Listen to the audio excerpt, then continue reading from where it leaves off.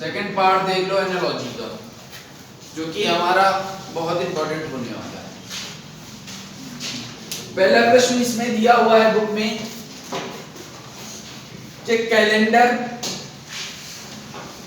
Number 1 कहाँ है? Calendar date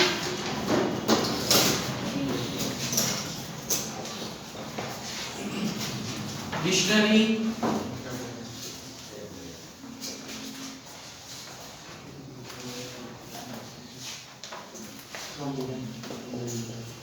क्या होगा? वर्ल्ड बुक्स सी लैंग्वेज दी कह रहे हैं बुक। एक चीज ये देखो, प्रश्न तो इन्होंने ये दे दिया है। अच्छा, और देखने की बात ये है कि हमारे पास इतनी चीजें इन्होंने दे रखा है। कहा कैलेंडर है तो कैलेंडर में डेट होगी, वो डिक्शनरी है, डिक्शनरी में सीधे सीधे तुम कहोगे बुक एप्स होंगी, और यही आंसर होगा गलत। भैया वर्ड्स होंगे ना।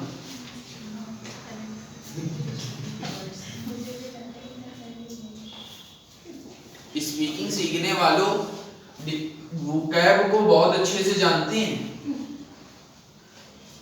2500 1,75,000 वोकैब्स रटवाने के बाद टीचर कहता है तुम स्पीकर बन गए, हाथ बन गए स्पीकर।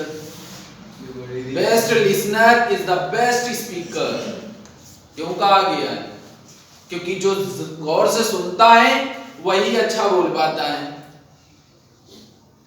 और जानकारी नहीं है उलाला रहा है, जबरदस्ती उलाला रहा है। तो कहा कि कैलेंडर में डेट होगी। अगर कहा होता कैलेंडर में पेज है तब तो वो क्या मान सकते थे, या मंथ अगर कह देते, मंथ भी कह देते तब भी हम मान सकते थे कि मंथ है। तो अगर यहां मंथ कहते तो वो कैब होती, लेकिन मंथ नहीं कहा तो सफिशिएंट है कि वर्ड्स हैं। क्लियर हुई बात? सेकंड देखो,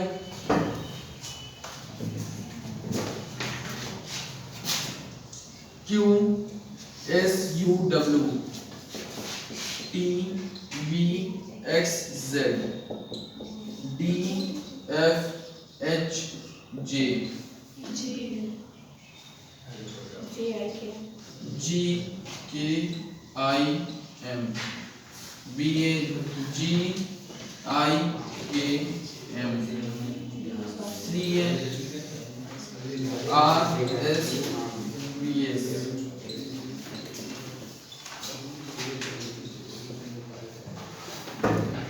जरा एक चीज को गौर करो, कह रहे हैं दूसरा क्वेश्चन ये कह रहे हैं Q है, S है, U है, W है, T है, V है, X है, Z है, D है, F है, H है, J है। अब जरा यहां पर एनालॉजी लगाओ। एनालॉजी कैसे लगाओगे? सॉल्व करो इसको। सॉल्व करने के लिए दो टर्म्स उठाओ। पहले इन दो टर्म्स को उठाकर हम यहां पर लिखते जरूर हैं। अब देखो कैसे लिखते हैं। Q है, S है, U है, W है, T है, V है, X है, Z है। A से लेकर Z तक 26 होते हैं, लिखते हैं।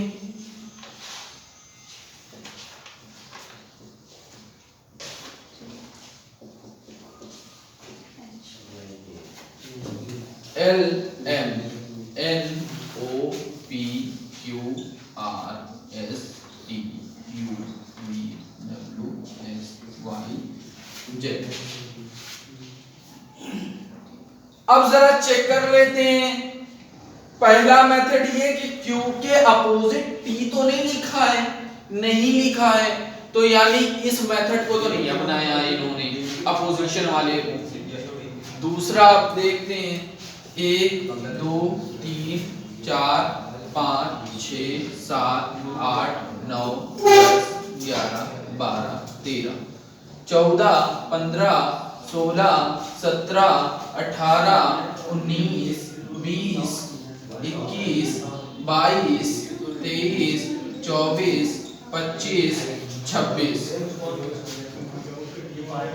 अब जरा इस पर गौर करो, अब जरा इस पर गौर करो कि A पर 1 है तो Q पर कितना है? Q पर देखो 17 तो Q 17 है और T पर कितना है? T 20 है, यानी 2 की गैपिंग। समझो इस बात को, प्लस किया गया ना, 17 प्लस 2 कितना हुआ? वही 3, सॉरी 3 की गैपिंग कितना हुआ? 20। अब इस पे देखें, देखो इस पे 19, इसके बाद भी 19 21 यानी 2, समझना। हाँ 22 सॉरी, तो 19 22 यानी कितना हुआ? 3। फिर U को देखा, U देखा मैंने 21 तो 21 लिखा। अब X आ गया 24 यानी 3। फिर W देखा 23 और फिर Z देखा 26 यानी 3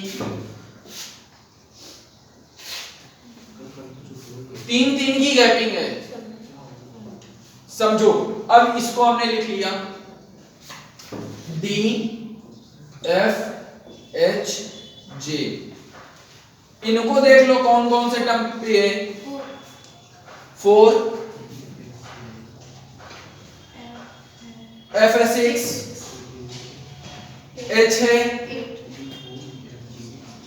J है 10। अब 3 बढ़ा दो तो 4 3 7, 7 नंबर पे कौन सा है? G, यानी G आ जाएगा। फिर 6 3 9, 9 नंबर पे कौन सा है?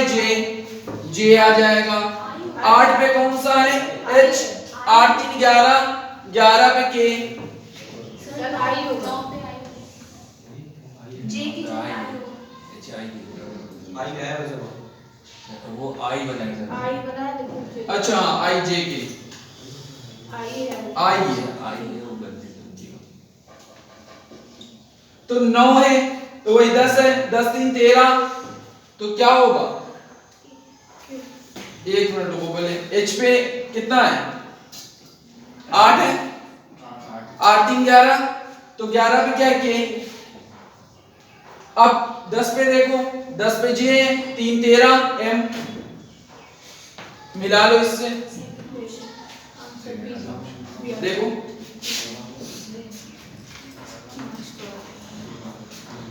समझ में आया? क्लियर हुई बात? ऐसा तो नहीं कहीं क्लियर नहीं हुई। इस मेथड को अगर अपना के चलोगे तो भैया एनालॉजी बहुत आसान है,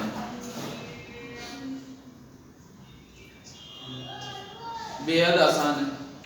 अभी तुमने वो नहीं पढ़े जो उस दिन पढ़ाए थे, समझ लो। रफ करें।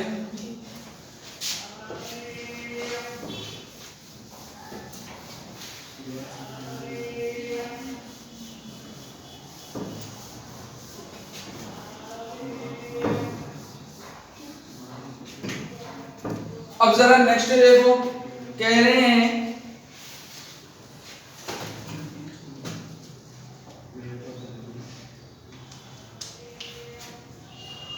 नौ 162 8 क्या होगा? 162 128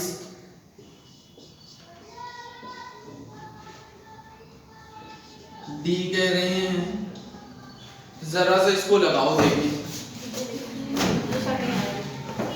लगाने दो, कोई ना कोई तो लगाएगा, लगाएगा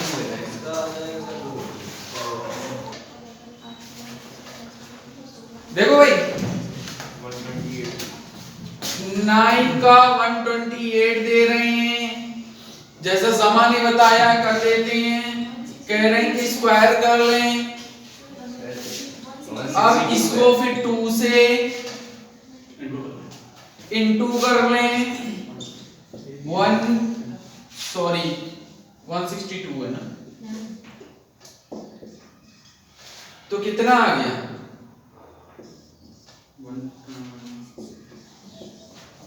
ठीक। जब जमा ने ये बात कहा, मैंने उसी की बात पकड़ के चले हैं भाई, मैं कहीं और से नहीं जा रहा हूं। अब वही काम यहां बना ले। कह रहे हैं क्या होगा, तो भैया 8 को इनटू कर लें, फिर 2 कर लें, क्या होगा अभी आ जाएगा। 8 8 जा 64 इनटू 2 128। देखो आंसर कितना आसान है यार, एनालॉजी इतनी आसान है। तो ऐसे सवालों सब में दो दो गुणा करना पड़ेगा लास्ट में। नहीं बाबू, दिमाग लगाना पड़ेगा।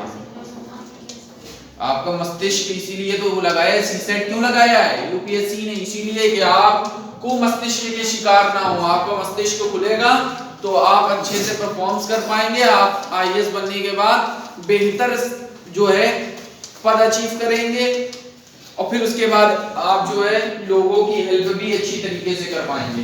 ये सब लगाने का उद्देश्य ही यही है उसका।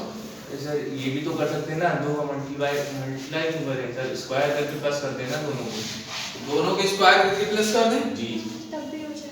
तब भी कर दो। और भैया ऐसा है, ये ना करके तुम्हारे कहने का मतलब है ये कर दें कि इसी को फिर इतना इसको कर दें। जी जी। तो भैया चाहे इधर से कान पकड़ो चाहे उधर से कान पकड़ो, कान पकड़ना है।